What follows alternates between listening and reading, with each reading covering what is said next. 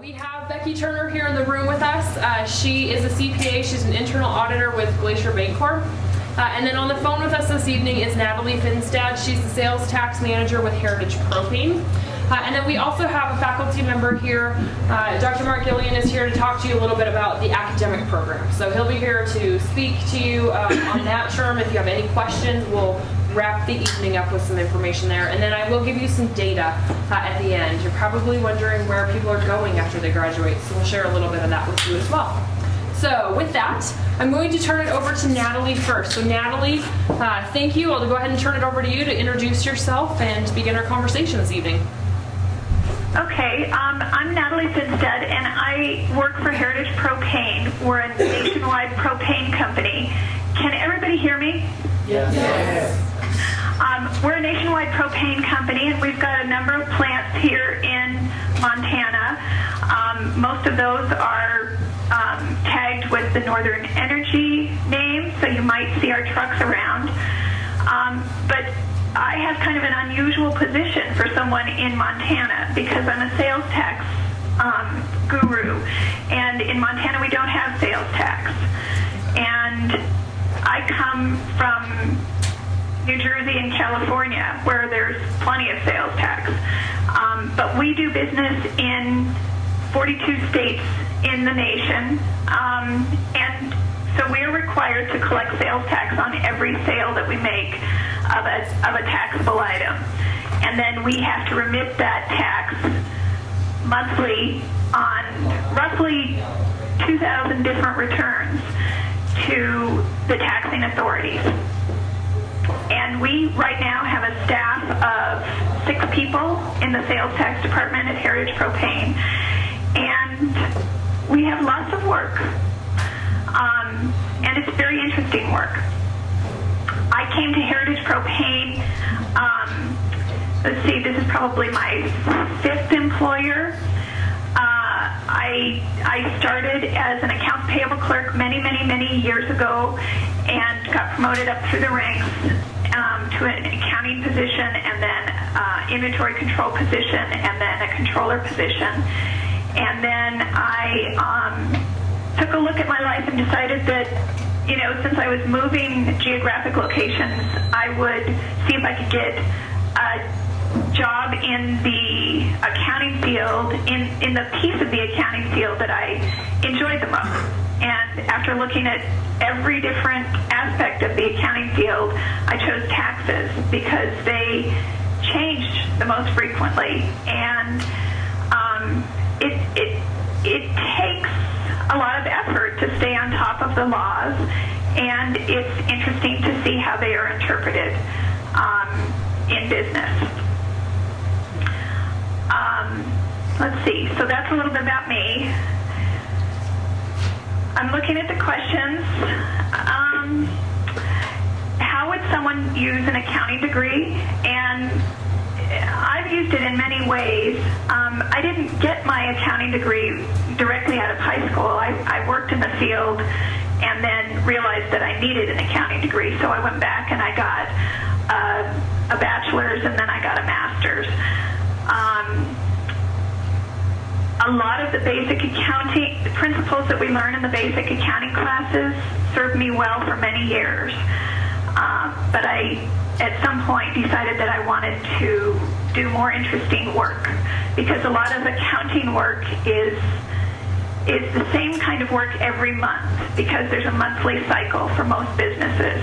So you kind of do the same kind of work every month. And so when I decided that I was kind of bored of that, I decided that I would just investigate some of the other areas of accounting. And I worked for a while as a business analyst, and I did a lot of taxes. I helped with a bankruptcy filing, so I got into a lot of legal work.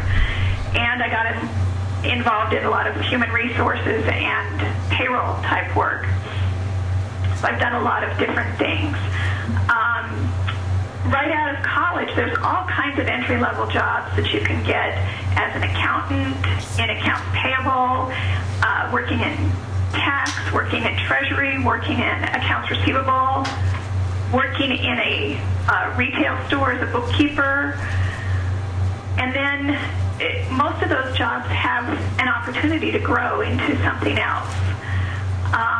10 years out, I think an analyst or an accountant type position would be appropriate, and then beyond that, management position or even consulting.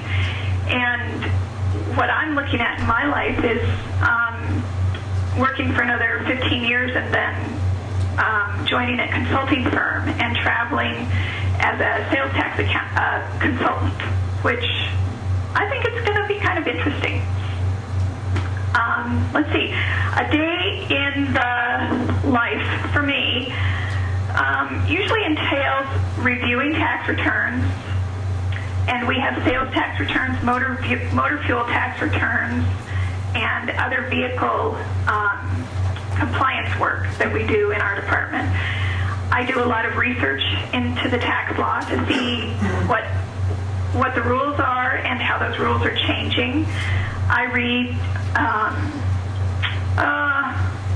I have a digest, an email that I get every morning that tells me everything that's in front of legislators in the country. So potential changes that are coming down the pike in the sales tax and motor fuel tax arena. I do a lot of analysis. I develop and document procedures. I configure and test software. I do a lot of work in Microsoft Excel, and I use lots of different databases. So frequently I'll be dumping data out of 7 or 8 different databases in a day and then analyzing it using Microsoft Access or Excel. My major responsibilities right now are compliant filing of all of these returns that we do, and I manage a staff of 4 people. I work in an office with lots of cubicles. There are 110 people in our office here in Helena. This is our primary administrative office for the entire country. So we have a tax department here, we have a credit department here, we have treasury, we have a small IT department, we have financial reporting, accounts payable, and wholesale accounting. I probably have left something out. Oh, fixed assets. When I interact with people, I interact with a lot of internal personnel here in this office, as well as our plant personnel at our 477 plants across the nation. We also have a large IT office in Florence, Kentucky, which is where all of our software activity occurs. So the committees that I sit on with IT, most of those people are housed in Kentucky. I have almost daily conversations with various Department of Revenue's personnel in different states in the nation.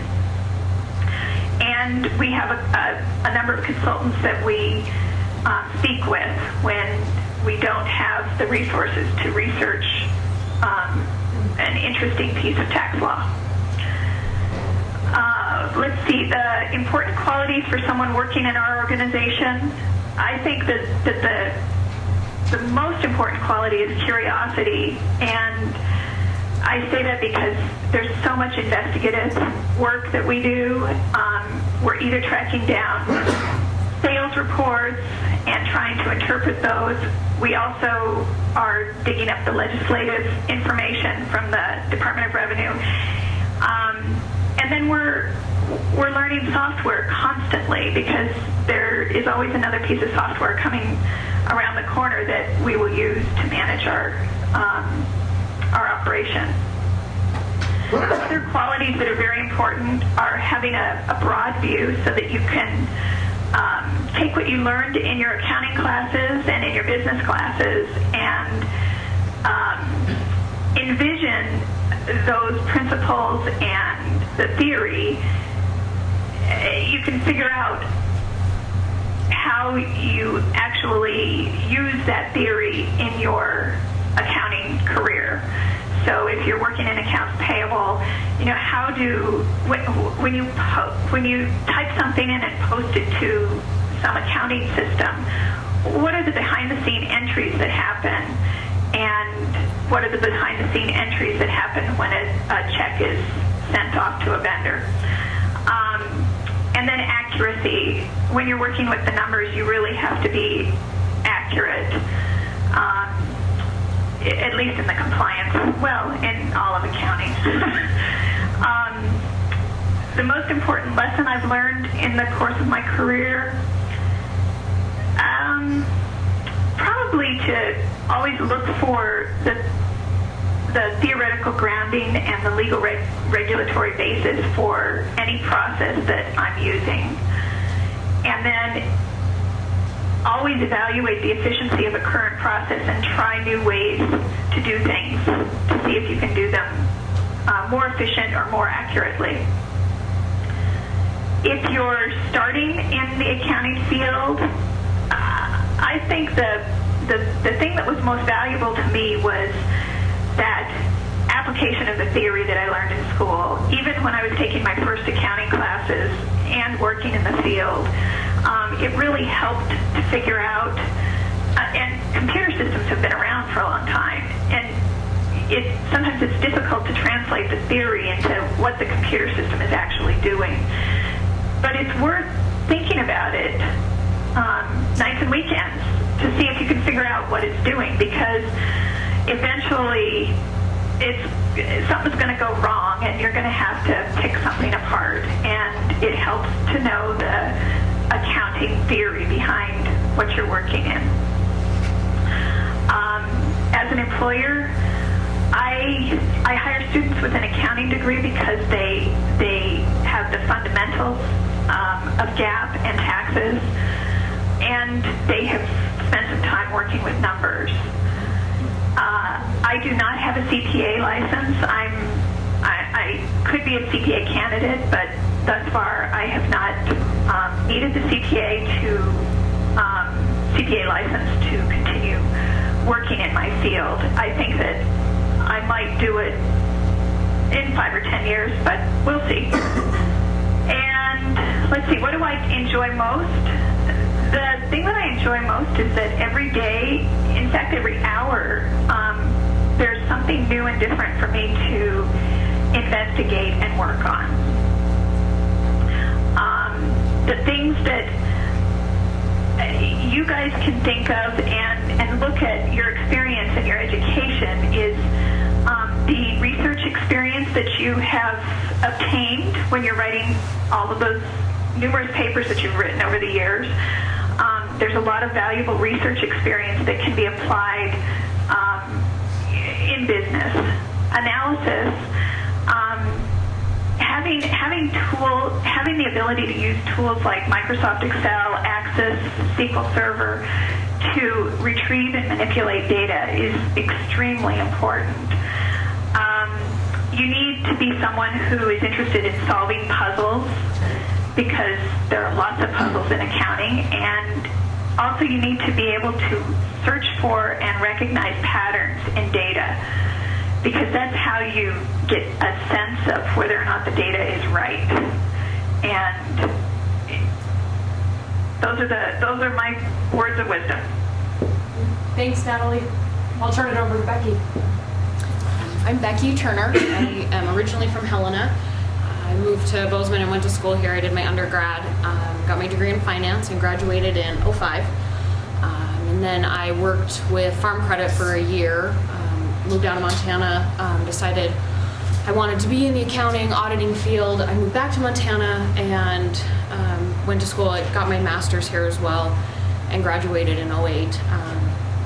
When I moved back, I started working with Big Sky Western Bank here in town, and that's eventually how I found my position. They're owned by Glacier Bancorp. Glacier is a bank holding company. They own 11 subsidiary banks throughout Montana, Wyoming, Idaho, Washington, and Colorado. And they actually approached me about that position. They had an opening for an auditor, and so I chose that. The timing was right as I was finishing my degree, and decided to take that position. What I do for the bank, a lot of operational type audits, so deposit operations, loan operations, I do some compliance audits. Like one that I'm working on right now is a Reg O audit, so loans to insiders of the bank, so people who are on their board of directors or presidents, vice presidents within the bank. So is the bank lending them money at the same terms that they would be lending everybody else? So some of those types of audits. Glacier is also a publicly traded company, so they're subject to Sarbanes-Oxley. So most of the fall I spent working on SOX audits. In addition to auditing Big Sky Western Bank, I also audit Valley Bank in Helena. That's also one of their subsidiary banks. For not much longer, we just hired one of the upcoming accounting grads, and he'll be taking over Valley Bank for me when he graduates in May. So mainly what I do, my job is split into kind of two different areas. I really only spend about half of my time actually auditing and testing. The other half, I guess you could call it kind of PR, marketing, or I don't know how you want to lump it all together. But I spend a lot of time communicating with the bank, or if they have questions, I need to go do research on something for them, or look something up, or help them with maybe some procedures that they're developing. With each audit, there's exit meetings that I have to do with management, so we can go over any findings if there are any, or any kind of observation things like cleanup type items. So I really spend a majority of my time working on those types of things as opposed to just doing the testing and digging through files.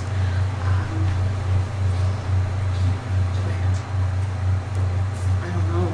Internship comes in your internship experience or work experience while you're in school? Yeah. Okay.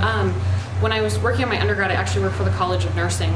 It worked around my schedule and actually ended up being a really neat job. It was not related to accounting or finance or anything, but I got to do some research, got to do just see a different facet, I guess, of the working world, or a different industry to be in. When I worked for Farm Credit, mainly I was doing kind of bookkeeping type things for their clients. It was fine. I wanted something a little bit more challenging, and I couldn't stay there in order to get my CPA. You have to have the audit experience, and they don't do audits. So I knew I had to leave, and so I came back to go to school here. And so when I started working for Big Sky, I worked in their loan department for quite a while, for 2 years. I've only been in my audit position about 2 years. So in the loan department, there I did a lot of auditing as well. Like new loans, when they put them on their computer system, like making sure they were put on there correctly, and did some compliance audits there as well. So when I was doing my master's, I did have an internship with one of the local CPA firms, just a summer internship, which was nice. That did result in a job offer. So that was kind of tough. It was an accounting firm that I wanted to work for, but why I chose Glacier was actually the flexibility in the job. I think I would enjoy public accounting and I would do well there. But there's a lot of times of the year where you work 60 hours a week, and you work 60 hours a week for 3 or 4 months at a time. And I like my job because of the flexibility. There are weeks when I work 60 hours or 50 hours, but there are weeks when I get to make that time up, and it's not as pressured, I guess. So I'm going to turn it over to questions from you. So what are your questions for our panelists? How did you prepare for the CPA exam? Like, what requirements did you have to meet? Because you must have taken it fairly recently, right? Yeah, I took it while I was working on my master's. So right after kind of the prep classes, I would take that section of the exam and just get it over with. That's my biggest piece of advice. Just stick with it and get it done, and get it done as soon out of school as you can. Don't wait at all. I mean, I'm like, whew, it's done. And I've heard something like Montana has like this 2-step CPA process or something, where you have to have work experience and take the test. Yes, I believe it's 2,000 hours. Okay. Mark says yes. Yeah. It's 2,000 hours. So yeah, and I can't remember what the requirements are before you can apply to sit for the exam, but I know there were some kind of hang-ups I had to get. Maybe Mark will cover that, so you could. Okay. As far as prepping for the exam, like I said, I used the classes. At that time, the school had Glime software, I think, on the computer. So I would use their software and just go through all the multiple choice questions for each section of it. And I had also purchased some books and software, and I read the books, and you spend a lot of time doing it and prepping, and so that's all I did. I worked through the questions and worked through the problems and simulations, and I don't know, I guess when you go take the exam, just have the frame of mind, like, I'm going to do the best I can. Don't get worked up about it, and don't get nervous. Just do the best you can and stick with it. You don't have to get an A. Yep. Exactly, just pass. Yeah. What are your other questions? Yes. Does your bank offer any accounting apprenticeships Or internships? or internships? Okay. I hear it anyways. Yeah. I'm gonna direct it to Natalie as well. Natalie, just so you hear the question. The question is, specifically, does the bank offer internships? But I'll also direct it to you if you can talk about Heritage Propane Opportunities. But we'll start with Becky. I don't know if Big Sky offers any. Glacier, not typically. The reason we hired an intern this year is because I had two banks. Between the bank in Helena and the bank here, I had too much on my plate. And so we chose to hire an intern to kind of help alleviate some of my workload. And I guess I haven't talked to my boss to see if that's something that we're going to continue, or, so I don't Something know. you're trying out. Yeah. And it worked out pretty well. We ended up hiring him, so. That's great. Yeah. Natalie, can you talk about opportunities at Heritage at all?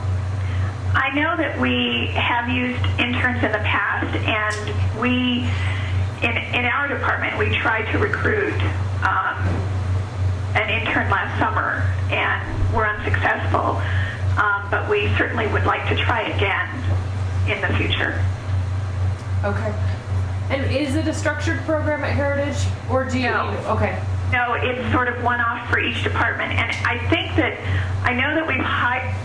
One of the interns that was working has become a permanent employee, and we still have the other summer interns still working with us. Great. So Heritage has come to the fair in the past, so there's opportunities to visit with Heritage Propane at the fair, and you can also look on the website, on our website, to take a look at who they were looking for in the past and opportunities that they've had available too. Thank you. What are your other questions? Yes. You said that Glacier approached you and offered you a position. Is there any accounting industry specific characteristics you could suggest to like make you stand out in a position like that, or as an intern, or that would make them, I know that there's very general ones, but So I'm just going to relay the question again, sorry. Natalie, I'm going to relay it to you. The question is just specifically with Becky's offer of a position after having worked at the bank, but just something that, or what would set her apart, or what would set a candidate apart out to you as they're working for you that might result in an offer. Is that accurate? Yeah. Okay. So we'll start with Becky as well, and then I'll turn it back over to you, Natalie. Be that I worked for Big Sky Western for a couple of years. My boss, and there's also another auditor that lives and works in Bozeman. I didn't say this before. Auditors live at each of our banks, so I really only have one coworker in town. The rest are all over between those states that I named earlier. And he knew I was working on my master's, and they knew that they would have this position coming open. They needed to split some of the banks up, and because at one point he was doing Big Sky Western, and then one of the auditors was trying to do Helena, and they needed to split that up. So they knew I was working on that, knew I fit in at Big Sky Western. So I think probably just me working there, and the same would apply for an internship. I mean, over 3 months you can tell if somebody's going to fit in a workplace and with the culture. So that's kind of how I came about it. I mean, and from my internship as well that I did one summer, I mean, that resulted in a job offer. So there again, it was, I worked well with the people in the office. I liked it. It was a good fit. I don't know. That's probably pretty general. Yeah. How about for you, Natalie? So the question is, what would set a candidate apart as they were working for us? Yeah, maybe in an internship opportunity or setting, or perhaps just maybe even as you're out at the, you're recruiting, Dean's out looking for individuals to hire for Heritage Propane. What does Heritage Propane look for? What would set someone apart? In the tax field, I would certainly look for someone who is assertive, independent, and shows a great deal of creativity in their investigation. Okay. Thanks. What other questions do you have?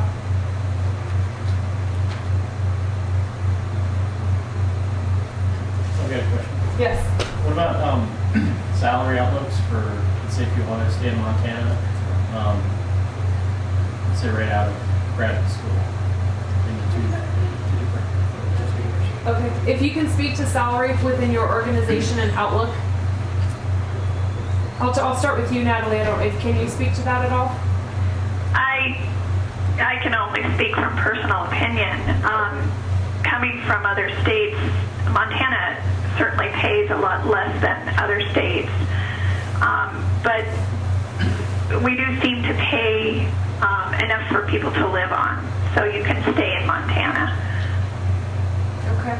And how about with your other areas within Heritage Propane and some of the other your subsidiaries, or as the different organizations that you work with? Do you see any of that or know any of that? No, I don't really have visibility. In our plants themselves, we have customer service reps who would have some accounting background, and I know that we have those in every plant, but I don't know what kind of salary they earn. That's okay. Thanks. If at all, I can only speak to what I make or what my offers came in at. Yeah. So We'll talk about some salary survey data of what we see from past graduates. In terms of projections, we can also give you some resources as far as where you can look for what would be average salaries or what they're looking for, like federal government reports as well. Okay. So we'll give you some of that data too. So my question for you, as you look to your position, what would you say, thinking back to when you graduated, what's the one thing that you wish you had known that you would need while you were, going into the world of work? So, you were surprised by maybe perhaps the amount of communication that you do, and your writing skills should be emphasized or something, what is it that you just wish you had known or paid attention to while you were a student that you use every day? I'll start with you, Natalie. Microsoft Excel. Okay. And pivot tables and filtering data. That, as well as the internet and Google search. Okay. Excellent. The power of research. How about you?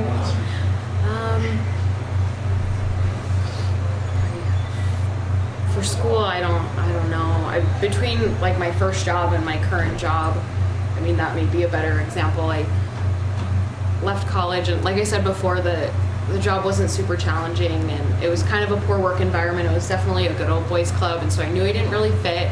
Then it was irritating that I didn't have this challenging work, and I don't know that I had a good attitude about it either. And so I think in this job I've had a much better attitude about things, and am willing to push or be assertive for various things, whether it's challenging work or pay or whatever it is. So I think the first job out of college, that was definitely a learning experience and eye-opening, because it still does happen that there's good old boys club that they still exist, and it's frustrating. And so, but as far as school, I don't know. I use communication every single day. That's, like I said before, that's like half of my job is having to communicate with every person in the bank, from a teller to the president to even the CEO of the company. This morning we just had our GBCI audit committee, so That's our CEO, our president, and then our audit committee for the entire holding company. And you have to communicate to them your findings, but you also have to communicate to the teller the cash count finding that you had, and explain to them why this was a finding or why it's an issue and how to fix it. So definitely the communication area, it's huge. Well, and working in a team, that's been really, that's been something that has started to become more and more important in the last 5 years, because so much is done in a team environment. Okay. How does that affect your working day? Can you give us an example of working in a team? Well, I belong to a number of multi-departmental teams, and you don't see these people on a day-to-day basis, and in fact, sometimes I don't see them for months because they're in different locations across the nation. And like Becky said, you really have to work on your communication, because you're communicating via email and on conference calls, and you have to develop a way of understanding what your team members need from you, and then you also need to develop a way to communicate where you are in your part of the project and what you need, and what your opinion is of what's going on. And you have to never be shy. You have to get out there and speak up, and those are kinds of things that sometimes are difficult for folks in the accounting profession, but that's one of the most valuable things that I learned when I was in school, and I wish I had taken more classes where you actually did projects in teams, because you learn how to work with other people and how to communicate with those other people to accomplish a common goal. Thank you. Any thoughts on that one?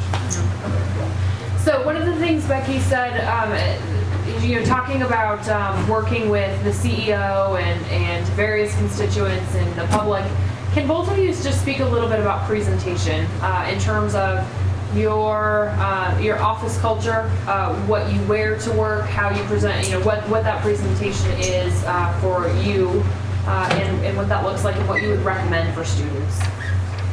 I'll start with you, Natalie.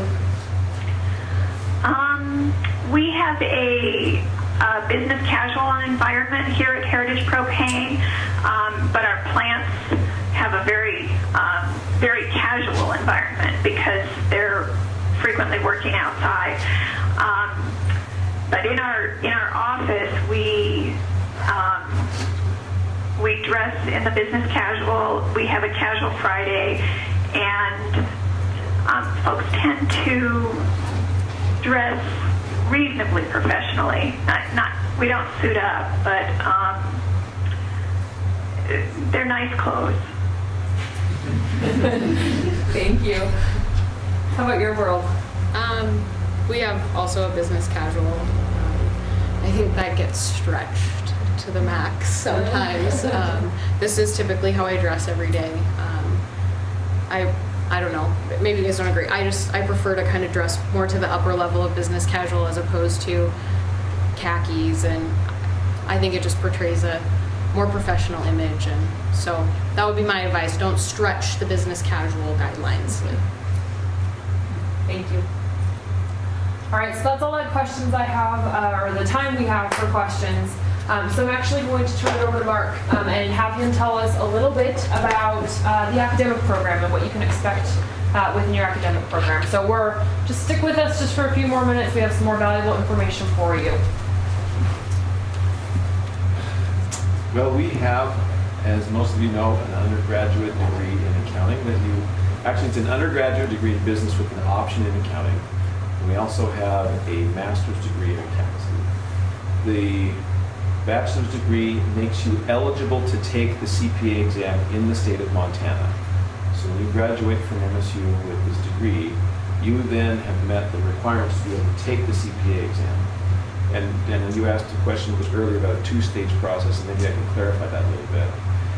part of being able to work as a CPA is you have to be certified, and to accomplish that you have to pass the CPA exam. That makes you certified. The other step then is to become licensed, where you then have the right to practice as an individual, to sign tax returns, to sign audit reports. And what you have to do in order to become licensed is you need to have 2,000 hours, which is about a year's worth of experience under someone who does audit work, and then that qualifies you. If you work at a place where there's not audit work that's done, typically it's 2 years. So the audit experience is an important thing. Once you've accomplished that, then you can be licensed as a CPA in the state of Montana. And so that's been a very quick explanation about the degrees. Jody, you had a question? So if you take the CPA in Montana and you pass the test, and then you were to move out of state, can you get licensed by doing the 2,000 hours out of state? Exactly. Okay. If you move to another state, you don't have to take the CPA exam again. Good thing, right? Nice. Okay, so there's this thing called reciprocity where, you know, if you want to move to Portland, then Oregon, if you pass the CPA exam in the state of Montana and you want to move to Portland, then the state of Oregon will accept your results from the state of Montana. Chances are you'll have to pay a fee to get it transferred, but you just tell your employer you want them to pay for that. Hopefully they'll say yes. Okay, now that's one way to accomplish that.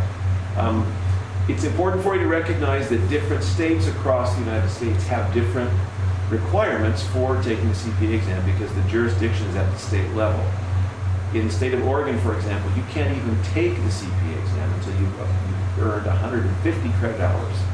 Whereas in the state of Montana, you only have to have 120, well, you have to have a bachelor's degree.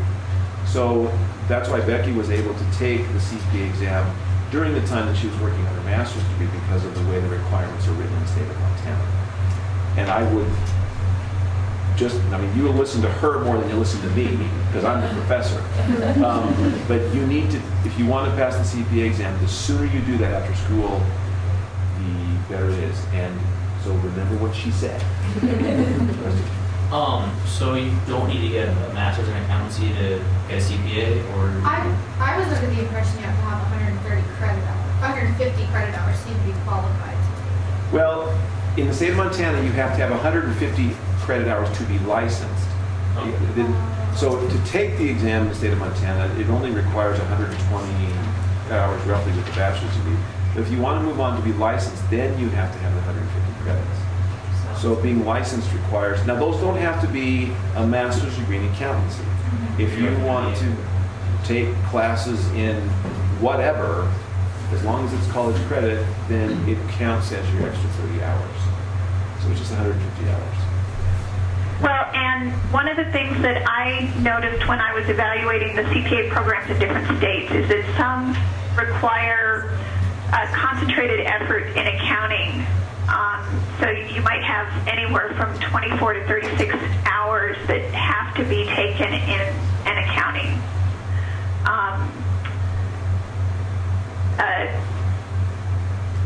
That have to be accounting classes. Right, in the state of Montana, the requirement is 24 credit hours of upper division classes, which means 8 3-hour courses, and you have to take a financial accounting class, taxation, management, and auditing. And so those courses are all part of the curriculum. And so if you have a bachelor's degree in business with accounting option from MSU, then that automatically qualifies you according to those specific requirements in the state of Montana. Yes, question? What states have the reciprocity for the CPA? All of them. So like Montana has it for every state? Montana has it with every state, and even, there's some other jurisdictions like Puerto Rico and Guam that are also involved in that. If there was a state that said, sorry, we're not going to accept your exam results again, you're going to have to take the exam again, nobody would move to that state. No. Because nobody wants to take the exam again. I promise you. There would be revolt. Yeah. So that would never happen. Is it true that MSU has the #1 ranking for passing the CPA in the first try, and their accounting program's like 7th in the nation? Well, back in 2004, when the CPA exam became a computer-based exam, the results that we received regarding the pass rates went away. So we have not been able since 2004 to know exactly what our ranking and pass rate is. We get information regarding number of students that have taken the test and passed it, but in terms of the official ranking, that because we don't have a large number of candidates that take the exam, we just didn't make the cut anywhere because there just weren't enough people. You know, as professors, I know that I keep some of my own statistics about who's taken the exam and how many people passed, but those aren't official, and so we don't feel like it's appropriate for us to talk about those kinds of statistics in the public eye because they aren't independently given to us. But my feeling is that I think we still do a very good job, and the faculty are very committed to doing the best we can to prepare individuals, particularly those who go through the master's program, to be prepared to take the CPA exam. I appreciated your comment, Becky, about when you go to take it, it's just, okay, I've done all the hard work I can, and I'm just going to do the best I can. Whatever happens, happens. And I think that's exactly the right attitude to take. You study a lot. You know, it's a lot of material. You can do it. You have to work hard. Thank you very much. So we're going to give you some data now. So as we're talking about this, where are students going? What's going on? How much are they making? So I'll share a little bit of that with you. I want to point out a couple of things as we talk about this, that Natalie and Becky both have different experiences, right? Natalie does not have her CPA, but has still had a very successful career path. And so there are some options out there for you. Of course, then also obtaining your CPA and licensure and being able to work in that field as well. So, you know, finding that path that works best for you, but making sure you're doing your research, know what you need to know, checking those other states' websites and find out what their requirements are, and doing some of that as well is incredibly important. So our salary survey data, so 2008, this last year, we collect data from all of our graduates. We do it every year. There's people in the office making phone calls right now. So when you graduate and you get that phone call from us, please answer the phone because that we're able to share this data with you because someone else did. So last year, we had a 65% response rate, so over 1,400 students responded. 85.5% of them reported being employed or in graduate school full-time. So as we're talking about accountancy, does anyone know why we include grad school, full-time graduate school in our numbers? Any ideas? Because in some fields, in order to obtain licensure, you have to have that master's degree. So in some areas, we'll consider that. So our master's of public accountancy, as well as architecture, can be good examples at MSU. But we like to include that in here because it's important to note that data. 7.1% are employed or in graduate school part-time. 5.6% are unemployed, but they're still looking, and nearly 2% are just not looking. So they are out there enjoying life. Average salary by year and degree, you can see over the last 3 years our salary numbers have increased. The waging has increased, but also as your degree attainment increases, so can you expect your salary to increase. We see this on a national level as well. You'll also note with unemployment rates that the higher degree attainment you have, including professional degrees and master's and doctoral degrees, the less likely you are to be unemployed. Okay, so just want to note that in this economy, there are jobs out there. Your decision to obtain a bachelor's or a master's degree will serve you well. Again, you know, the likelihood that you'll be unemployed is less. And over there are the number of respondents that actually gave us their salary data. So last year in accounting, these are our salaries. And of course, the number of people that responded to us there. So you can see over the last 3 years, the data, the salary increased as well. Here's our public accountancy numbers. So those students that obtained their master's degree, these are the numbers there. Average salary for in-state versus out-of-state. We want to point out to do the math when you receive those offers Because with the exception of the state, or with the exception of like Bozeman and a few others, other areas in the state of Montana, the cost of living is also higher out of state. So Natalie was talking earlier about, comparable salaries, you can live and remain in the state of Montana. The cost of living is lower here too. So just make sure to do the math as you look at that too. This is where students went last year, or actually the last 2 years. We don't have 2008 right now, but you can expect them not to vary very much. It's only within a couple percentage points there, so. Okay, from there, this is where students are going. So college business, 67% chose to stay in the state of Montana. Overall, in the university-wide, you can see here that 61%, I'll see on next slide here, is 61% remained in-state. So there's that myth out there that you have to leave the state of Montana to get a good paying job or to actually just get a job, and that's not true. If you want to stay in the state of Montana, opportunities exist, and our graduates are showing us that they can stay and do stay. So I want to